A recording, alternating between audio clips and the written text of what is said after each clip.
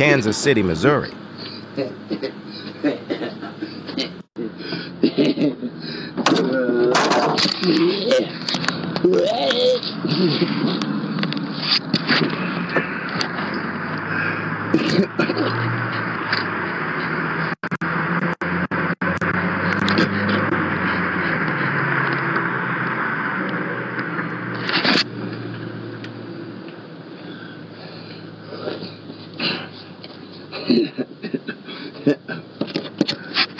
Drugs are real, so just say no.